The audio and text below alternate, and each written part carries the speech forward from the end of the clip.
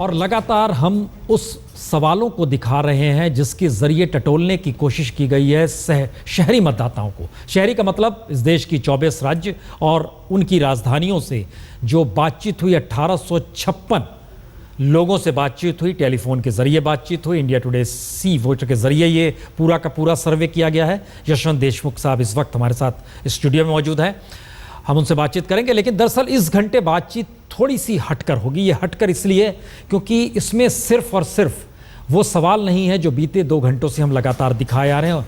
इसको हमने क्रिटिकली चीज़ों को जोड़ने की कोशिश की है कि 24 राज्यों की राजधानी में अगर ये सर्वे हुआ है तो अगर उस लिहाज से देखिए तो क्या ये माना जाए कि 24 राज्यों की राजधानी का मतलब लोकसभा की 10% से भी कम सीटें आती हैं। 1856 लोगों से बातचीत की गई, वो टेलीफोन के जरिए बातचीत की गई। और इन सब के बीच कांग्रेस जो अपने तरीके से ग्रामीण वोटरों को खींचने के लिए नई नई योजनाएं, चाहे वो फूड सिक्योरिटी बिल हो, चाहे डायरेक्ट कैश का मसला हो, और इन सब के बीच बीजेपी अपनी पहल कर रही है। तो एक ओवरऑल जो दृष्टि बन रही है। और इन सब के बीच चूंकि हैदराबाद में आज आरएसएस की राष्ट्रीय कार्यकारिणी की बैठक थी, वहां से भी जो निकल कर आया, एमएनएस ने जिस बात का जिक्र किया, शिवसेना की क्या प्रतिक्रिया उस पर निकल कर आ गई। और इन सब के बीच दिल्ली में भी कांग्रेस के भीतर एक कशमकश है। लोकपाल पहले आता तो ठीक था, लोकपाल पहले नहीं आया अब भी ठीक है, ये सारी परिस्थिति। हमारे साथ खास मेहमान जुड़ेंगे, बीजेपी के नेता सुधांशु त्रिवेदी जी, संजय निरुपम कांग्रेस के नेता, प्रोफेसर आनंद कुमार आम आदमी पार्टी के नेता, और यशवंत देशमुख साहब तो हमारे साथ हैं ही। लेकिन पहले एक रिपोर्ट दिखाते हैं आपको जो कि सर्वे पर आधारित है।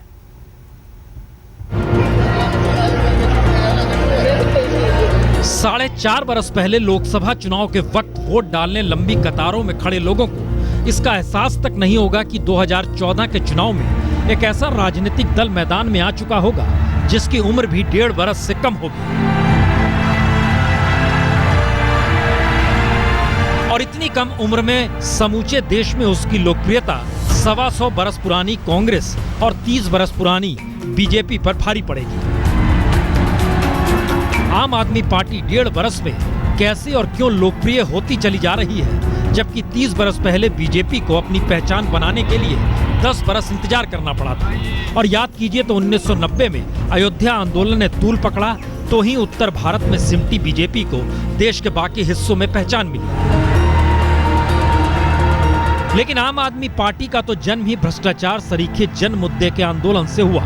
और दिल्ली की सत्ता में दस्तक कांग्रेस का सुपड़ा साफ कर कांग्रेस के समर्थन से हुई। तो आम आदमी पार्टी को लेकर किए गए इंडिया टुडे के सर्वे में ये माना गया कि देश के 24 राज्यों की राजधानी में रहने वाले 89% लोग आम आदमी पार्टी को जानते हैं। और शहरों या महानगरों में रहने वाले जो लोग आम आदमी पार्टी को जानते हैं उसकी सबसे बड़ी वजह पहचान के तौर तरीके हैं। मसलन 43% लोगों का मानना है कि भ्रष्टाचार के खिलाफ कड़ा रुख अपनाने के लिए आम आदमी पार्टी को पहचान मिली। 51% ने ईमानदारी की छवि बनाने के लिए आम आदमी पार्टी को सही माना।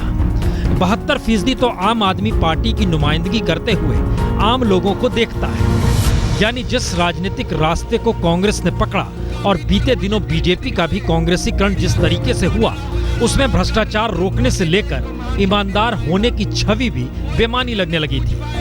आम लोगों से नेताओं के सरोकार खत्म हो चले थे, सत्ता पावर के मद में खोई हुई थी। कुछ ऐसे ही सवाल इस सर्वे में उभरे और आम आदमी पार्टी की लोकप्रियता के हक में चले गए।